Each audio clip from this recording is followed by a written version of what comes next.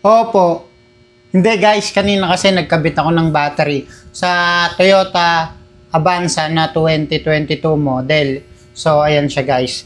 Ang nangyari kasi dyan guys, ayaw nang umandar. Kapag ni-start niya, lumalagitik lang ng mabilis. Tik-tik-tik-tik-tik. Tik-tik-tik-tik. So, pag ganun kasi guys, sira na po yung battery, mahina na. Ayan guys, yung battery niya, ayan, yung pinagpalitan. GS, stock pa to sa kasa. Ang tagal nang inabot na ito. Biruin mo, 2022 model yung Avanza. Tapos, ngayon pa lang pinalitan ng battery. So, matibay pala tong galing kasa. Check natin. Pero actually kasi guys, hindi naman daw masyadong gamit yung sasakyan. Yun yung isa sa mga sinasabi ko, kapag hindi naman masyadong nagagamit yung sasakyan, matagal pa rin masira yung battery. Ayan guys, so full charge siya, pero tingnan natin yung CCA. Malamang kasi dito bagsak na yung CCA niya, kaya hindi na makapagpa-start ng sasakyan. Ayan, set lang natin kung ilang ampere ito. May nakasulat ba? Wala yata. Walang nakasulat guys kung ilang ampere. So, set lang natin dito sa, ayan, 36 ampere. Yokohama, ayan, 36 ampere. Okay.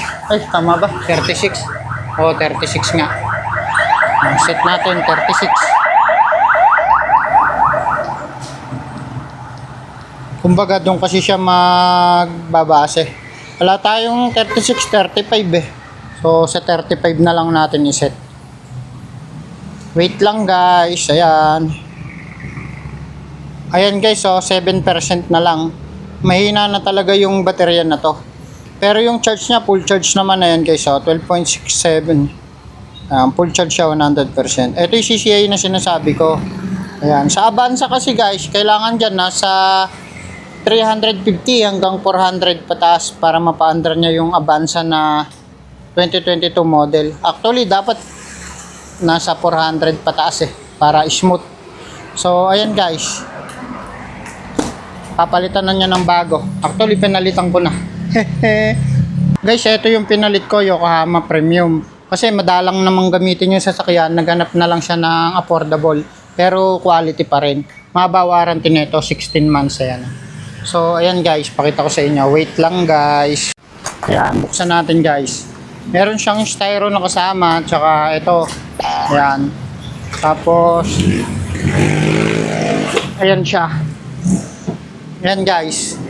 Ito yung warranty certificate niya guys. Ayan. Ganyan siya, kulay yellow. Tapos ito na yung mismong battery. Okay. Ayan guys yung battery yung pinalit ko. Ayan. O actually pinalit niya. Siya bumili eh. Ayan guys. Ito yung spec niya. Battery type 44B20L. Ayan. Ito dito tinatawag na performance rating. Kumbaga. Pag mas mataas to, mas maganda. So dito 44B20L. Ayan. Tapos 36 ampere. CCA niya 330 pero actually mas mataas yan kapag tinish natin ng actual. Ayan guys, maliit lang siya, NS40. Based sa nakita ko kanina dun sa 2022 model na Avanza, sakto lang yung NS40.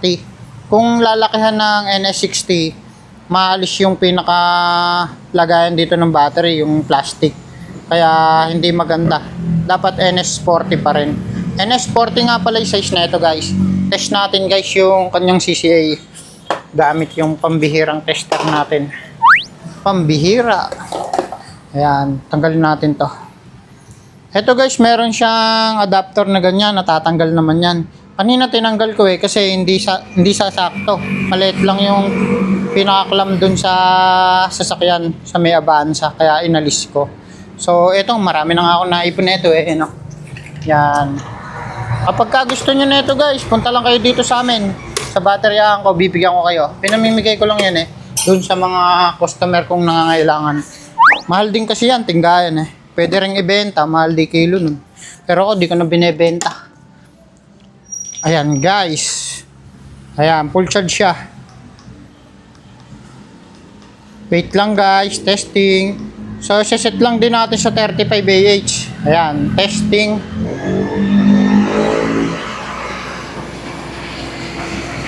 Ayan guys, sinasabi ko 450 ang kanyang actual CCA. Ayan o, malakas na siya. Yung charge na ito guys, tataas pa yan kapag na-charge na po yung battery dun sa alternator ng sasakyan. Disregard nyo na lang dyan. Disregard nyo na lang yan. Kasi importante lang naman mapa-under yung sasakyan na yan. Ito yung pinaka-importante, CCA. Yan kasi yung nagpapa-under dun sa sasakyan natin. Yung pag sinusi mo, yung lakas o yung bugso ng kuryente malakas. Okay. Ayan guys, na-share ko lang sa inyo. Ang presyo nga pala nito guys, depende kasi sa location nyo eh. Nasa price range yan ng 3.4 hanggang 3.9 o 3.8 ganon. Ang mahal, di ba? Actually, magtataas po yung mga battery ngayon. Dapat nga, di ko sinabi kasi secret lang eh. Pero dahil mga followers ko kayo, bumili na po kayo ng battery. Kasi magtataas po yung mga battery ngayon, mga guys. Dahil yan sa patuloy na pagtaas ng mga gasolina. Ayan, tapat lang nga pala ng GT Oil Gas Station, itong battery shop namin, dito sa Cabiao. Hanapin nyo lang, Enteng Junior Battery Center. Opo, ako po si Enteng. Follow for more.